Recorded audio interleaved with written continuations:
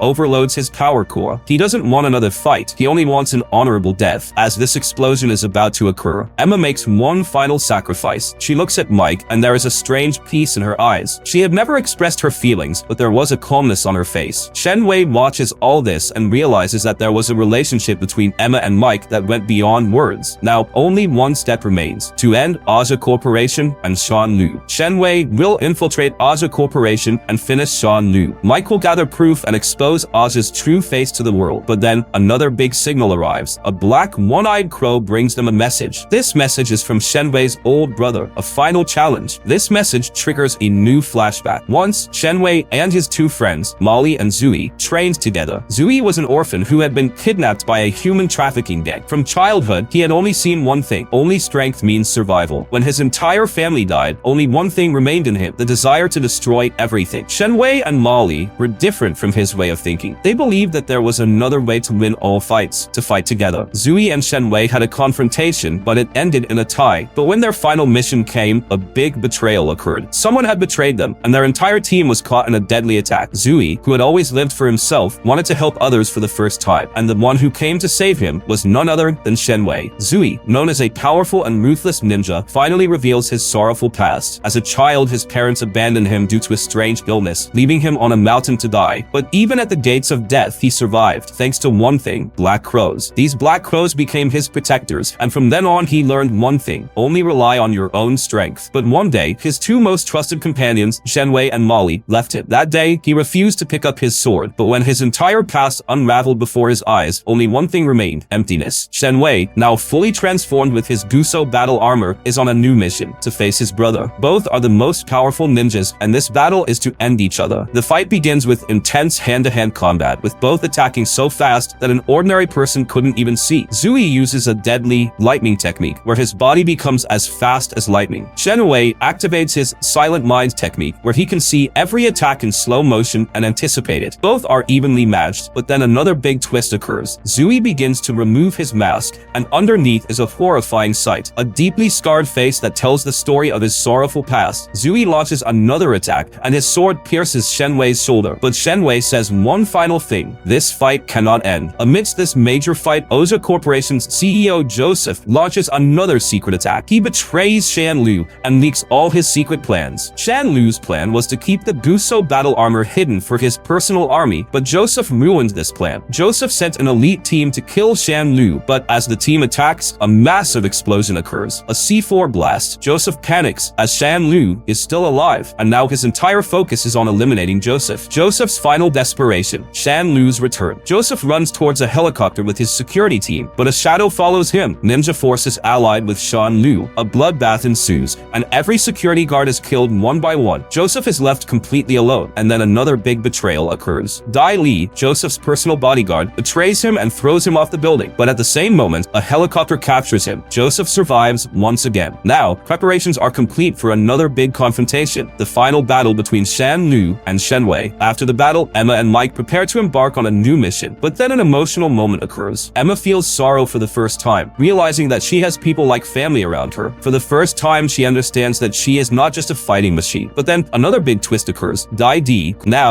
two different ideologies are about to clash. On one side, Shan Lu, who wants to build a new empire, and on the other, Shen Wei, who only wants revenge. Shen Wei, with his injured shoulder, prepares to fight one last battle. His eyes are filled with only one thing: this must all end. Zui issues a final challenge, a final battle that will decide who wins. Shan Lu mobilizes his army one last time. Shen Wei's final confrontation with Shan Lu is about to happen. The final leader of the ninja era. Shan Lu's thinking was completely different. He believed that ninjas were not just a hidden fighting tradition, but should be the real rulers of the world. He had studied the entire history of ninjas and decided that they would use ninja power to conquer the world. But he had only one problem: Shen Wei. This battle was not just about strength, but about two ideologies clashing. On one side was Shen Wei, who wanted to end the ninja era, and on the other was Shan Lu, who dreamed of transforming the ninja era into a new age. When the two faced each other, the power within them had taken a terrifying form. Shan Lu had merged his energy with his battle armor, creating a storm of electricity that could destroy any enemy in an instant. Both fighters unleash their full power, and their main attacks create a terrifying explosion. This fierce clash destroys an entire city. Dalei makes one final attack, but her body is already broken. She accepts her death, but there is peace in her eyes, the death of a warrior. Meanwhile, Shan Lu executes his biggest mission. His ninja warriors take control of America's biggest power plants and government centers. In just one night, the ninja forces begin to control all of America. Ninjas, who once fought in the shadows, now show their power to the world. Now, Shan Lu has only one task left: to finish Shen Wei. Shen Wei and Shan Lu begin their final confrontation. Both fight an epic battle in their full-powered battle armors. Shan Lu's speed and control over electricity are so fast that Shen Wei is always a step behind. Shan Lu counters every attack Shen Wei makes, and each time his attacks become more powerful. Zui, who was once on a different path, now becomes part of this fight. He had reconsidered his thinking and now wanted the ninja era to move forward. He starts supporting Shan Lu, and now Shen Wei has to fight both of them. Shen Wei is now very weak, but then his final trump card activates: Ninja's Silent Death. This is a technique that can only be used once. In this technique, time stops, and the fighter gets one final chance. But Shan Lu has another trump card: Tenmei, Destiny's Illusion. With this technique, Shen Wei is trapped in an illusion. Before him, the pain of his wife and son's death repeats 1,000 times. This is so terrifying that he is on the verge of a mental breakdown. Shen Wei then tries to break the illusion with all his strength, but then another big twist occurs. Zui, who had been supporting Shan Lu, turns against him at the final moment. A new thought had entered him. He realized that this battle was not about strength, but about truth. He had lived his entire life as a ninja, but now he understood that being a ninja was not just about fighting. Zui sacrifices one arm to stop Shan Lu's ultimate attack, but Shan Lu is still not ready to lose. He has absorbed the energy of the entire West Coast into his armor. With one final lightning punch, he defeats Shen Wei, but then a massive explosion occurs. Shen Wei uses his final strength to launch one last attack on Shan Lu. This is a combination attack, a deadly mix of silent speed and maximum force. Shan Lu's armor cracks, and his body disintegrates in the air. Shen Wei finally wins. After the fight, Zui picks up his sword and is about to kill himself. He believes that a ninja who had strayed from his mission had no right to live. He was as calm as a stone, as if there was no purpose left in his life, but Shen Wei stops him. He says, "The ninja era is over. You must live in a new way." For the first time, Zui thinks about a new future, a world that is not just about fighting and killing. And with this scene, the first season of this anime ends. If you liked this anime, please subscribe to the channel and like the video.